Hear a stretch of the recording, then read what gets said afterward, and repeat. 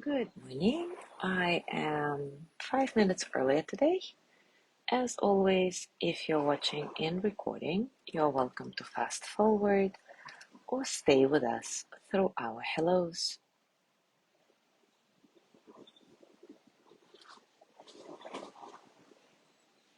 I'm gonna do a sound check right now, so if you hear me twice, please don't worry.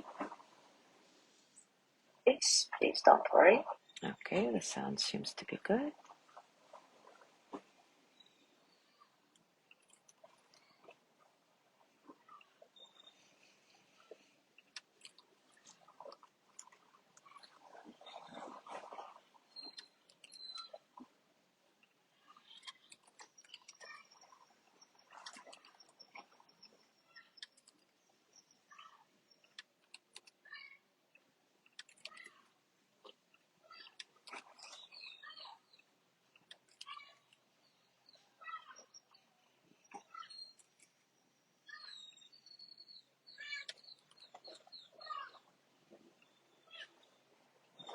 Good morning, Gina.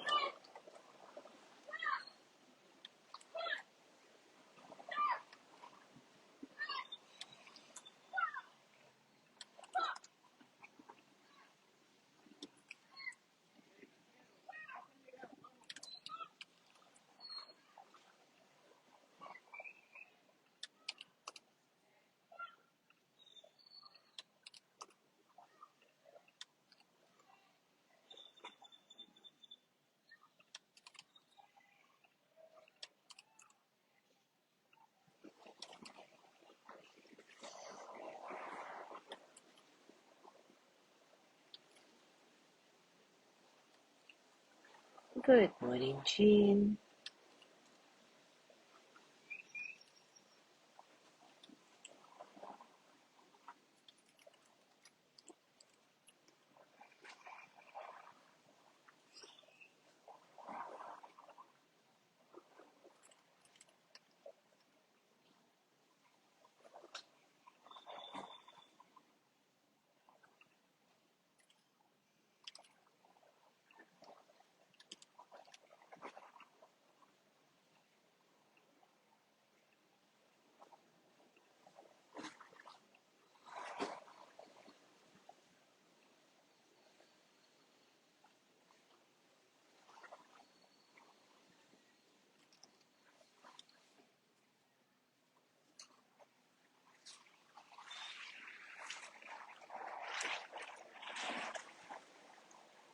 Good morning, Chris.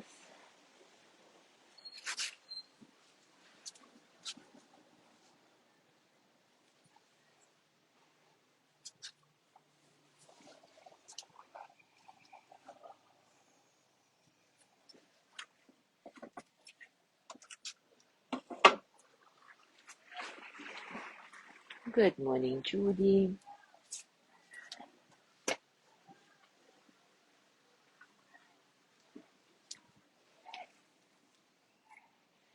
Good morning, Sally.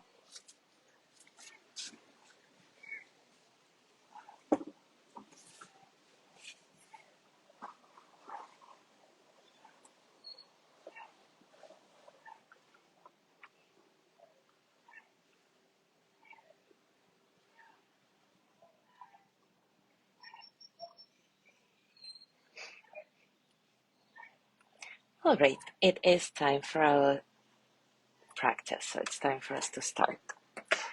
In our last session, we talked about something that's called bodhicitta, which literally means awakened heart-mind. And we talked about meditation helping us open our heart-mind more and more so that we can take anything and everything in and live life in all its richness. We will continue exploring the subject today as well. Pema Chodron writes, often the powerful moment on the spiritual journey is the moment when pain is getting very strong and we feel we've met our edge and there is no way to pretty it up. Usually we think our practice is about getting rid of that moment. But actually, that is the moment from which all the patterns of concretizing, of grasping, of spinning off into all these habits to try to get ground under our feet, they all come out of that moment of pain. So at that very moment, we can do something different. And by doing something different, we can liberate ourselves. In terms of the meditation practice that we're exploring, doing something different means staying with that moment of pain, not running away from it, letting the thoughts and words go and just feeling whatever is happening, changing our whole view about pain and difficulty, and realizing that pain is a prime time for spiritual practice. You might say, this is prime time? Are you kidding me? But yes, it is. Because at that moment, you can either harden into an old pattern, or you can soften and do something different. And again, often doing something different is really just about staying with the pain, with whatever is happening in the moment. Pema Chodron continues, it is said that great suffering creates or brings great compassion.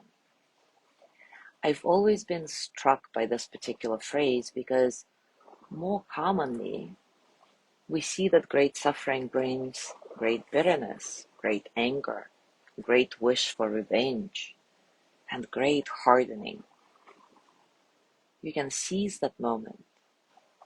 You can cherish that moment of pain, and rather than letting it harden you in the habitual way and create an even greater suffering, that moment can create great compassion. Instead of hardening into revenge, you can burst into tears and you start going in the direction of love and kindness for both yourself and others. We find love in ourselves. This is the point. Love is not out there, is not in the relationship, it's not in having the right relationship. It's not in our career or our job or our family or our spiritual path. But on the other hand, if you begin to connect with the fact that you have this good heart and you have this basic goodness within you and your wish to be happy, and that it can be nurtured and woken up, then all of that, career, family, spiritual path, relationships, well, everything, becomes the means for awakening bodhicitta, this open heart-mind space. Your life is it. There is no other place to practice.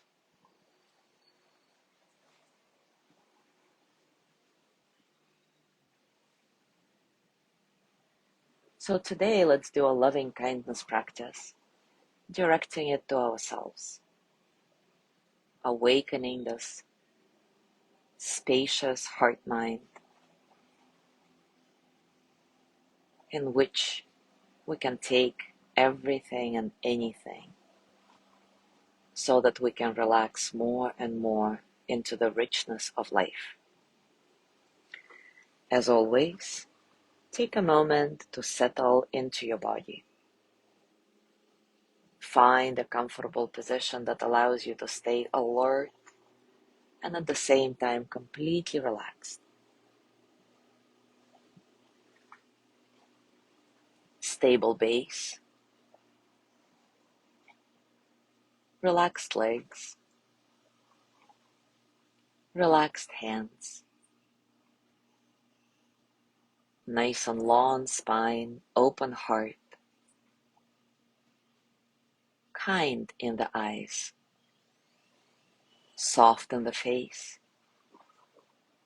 maybe a gentle smile on your lips, and maybe you'll let that smile go through your entire body. Eyes can be open or closed.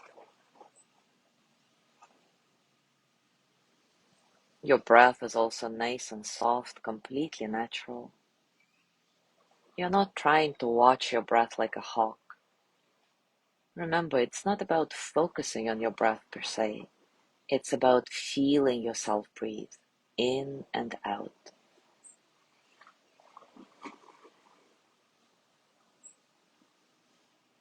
Easy, no struggle.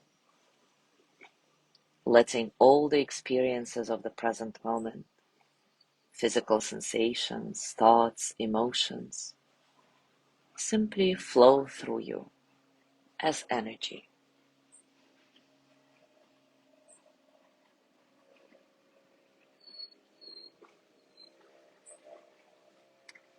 And now begin your loving kindness practice with a gentle reflection on the good within you and your wish to be happy. As you do this, scan your body and notice how that reflection affects your physical state, your breath, your mind, your heart. Soften from the inside out.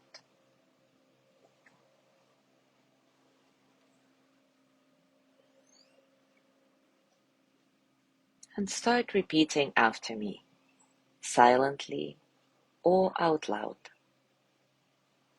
May I be filled with loving kindness. May I be well in body and mind. May I feel protected, cared for, at ease. May I know deep, natural peace. May I be filled with loving kindness. May I be well in body and mind. May I feel protected, cared for, at ease. May I know deep, natural peace. May I be filled with loving kindness. May I be well in body and mind. May I feel protected, cared for, at ease. May I know deep, natural peace. With each phrase, you are offering yourself a gift. See if you can receive this gift with gentle presence. You're worth it. You deserve it. May I be filled with loving kindness. May I be well in body and mind. May I feel protected, cared for, at ease. May I know deep, natural peace. When your attention wanders away from this practice, away from this mantra, no worries. Simply come back and continue. If difficult feelings or memories arise, try to let go of them in the spirit of kindness and simply come back here again and again, however many times you need. Remember, here there is no judgment, only compassion. May I be filled with loving kindness. May I be well in body and mind. May I feel protected, cared for, at ease. May I know deep, natural peace.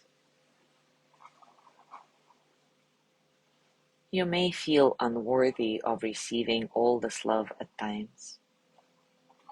Please don't worry. We all have thoughts and feelings of unworthiness at one point or another. It's what being human is about. In moments like that, you can even gently say to yourself, "How human of me. How human of me." Breathing gently, accept whatever feelings come up. Remember the beauty of your wish to be happy, and simply come back to this practice, to this mantra again. May I be filled with loving kindness. May I be well in body and mind. May I feel protected, cared for, at ease.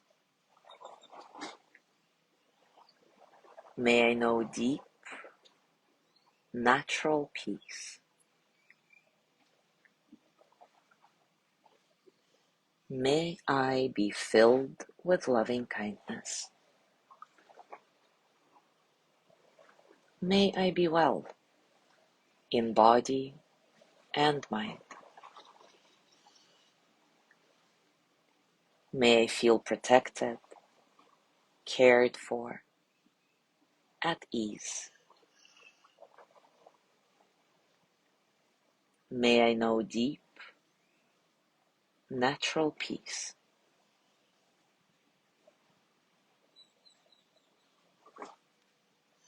May I be filled with loving kindness. May I be well in body and mind.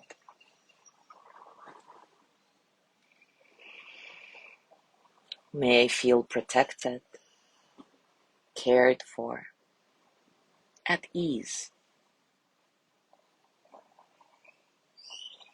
May I know deep, natural peace.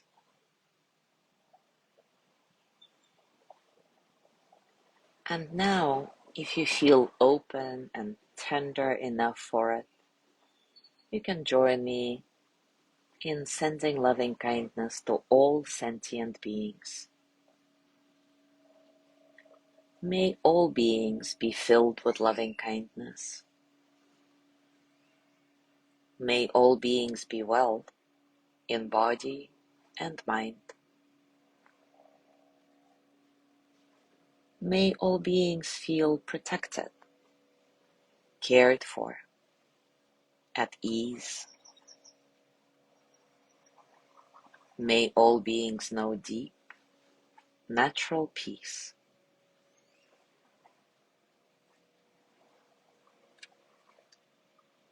And now gently let go of your practice. As always, scan your body. Notice what's going on for you right now, physically, emotionally, mentally. How are you, really?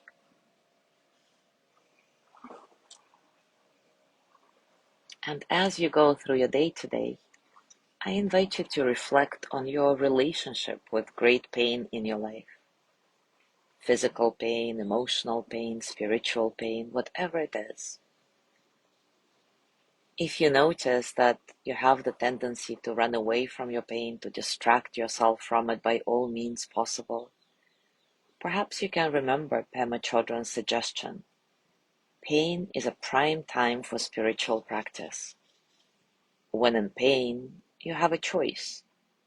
You can either harden into your old pattern, or you can soften and do something different. You can stay with your pain.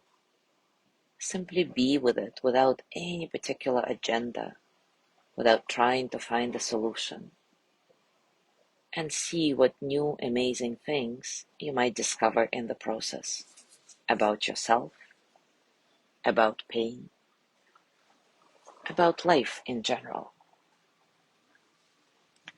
Thank you so much for being here today. Have a beautiful day, and I will see you tomorrow.